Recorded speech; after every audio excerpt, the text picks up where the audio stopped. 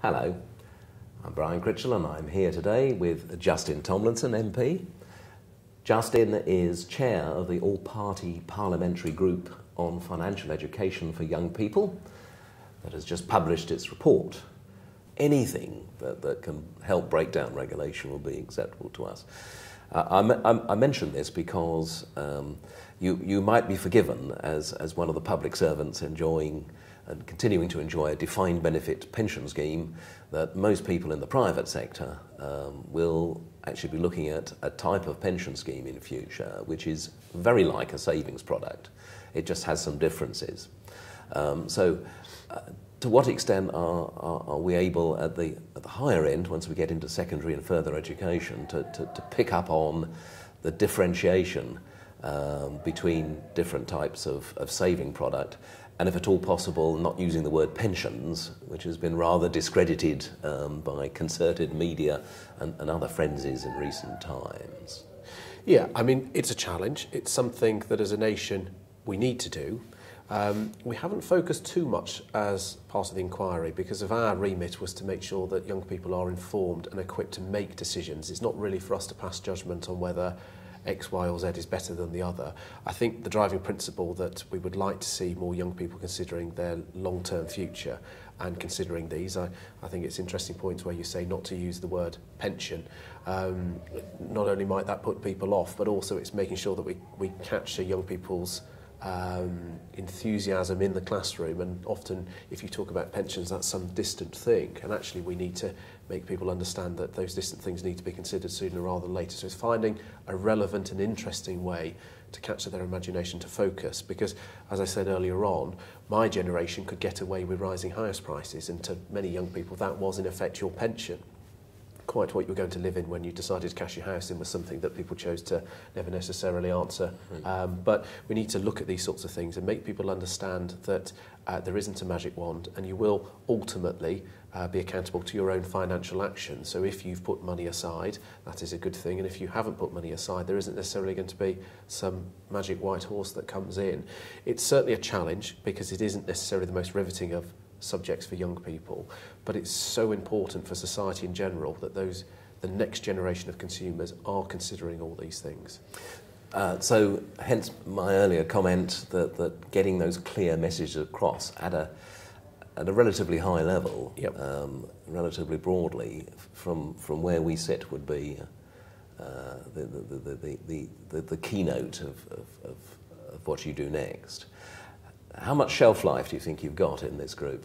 Well, I mean, there's a couple of elements. First of all, we're in the middle of the National Curriculum Review. So at the moment, this is incredibly important for us to continue to raise the profile of financial education. When I met with the schools minister, there were around about 150 different organisations who felt their own particular personal project should be a compulsory part of national education. That could be basic cookery skills, it could be emergency life-saving skills, it could be playing chess. And each group feels theirs is the most important one.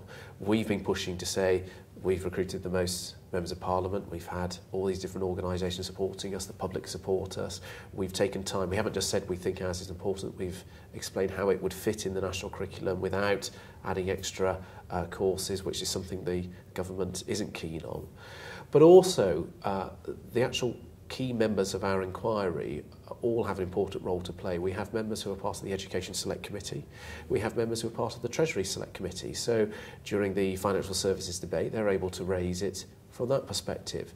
And each individual MP has their own contacts, so they can go and take forward our case in different ways, because it's very, very important that this is a joined-up campaign, that those other departments beyond education who would benefit from financial education continue to show that and keep promoting our message. That sounds like a plea for joined-up government. That's right.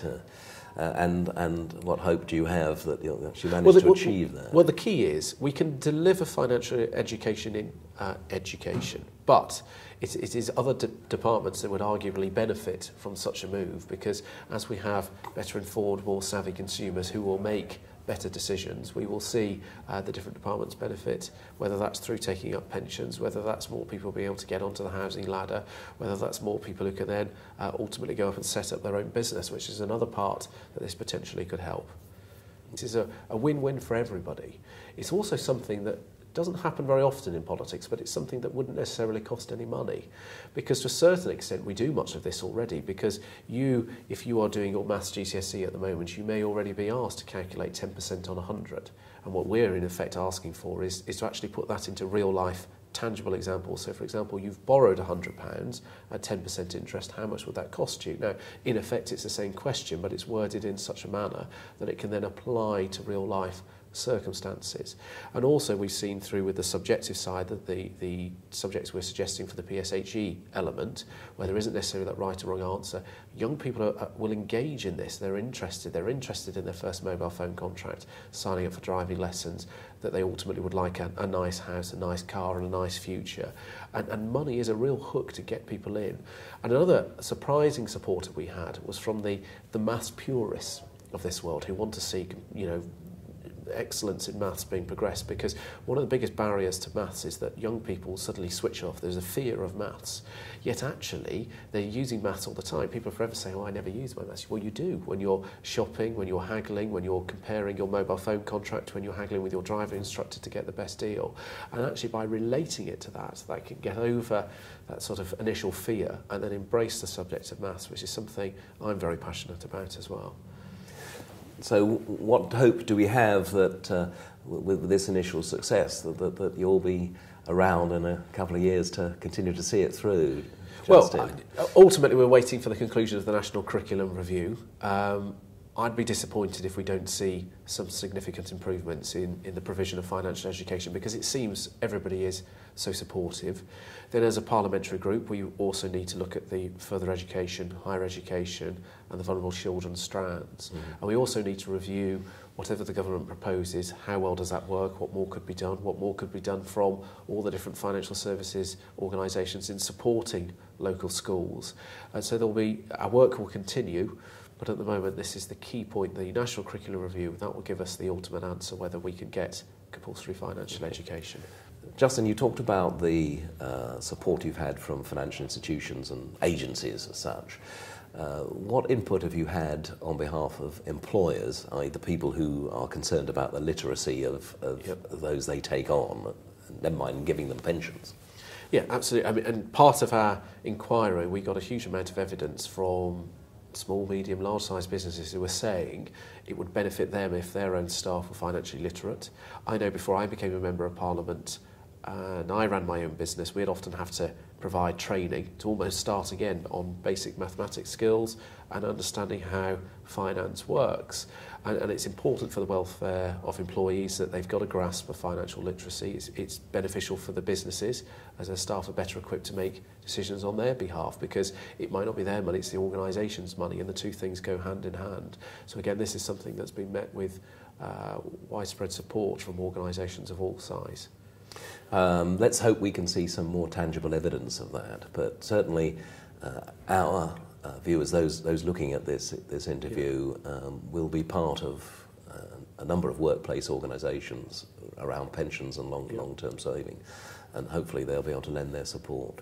So Justin, thank you very much for allowing us to come and talk to you today. I wish you every success with this and the follow-up, and hopefully we can come back and talk to you when you get to the next strands around further education and so on. Brilliant. Pleasure. Thank you very much. Thank you. Well, I hope you've enjoyed that interview, and I look forward to your comments on the site as always. Goodbye.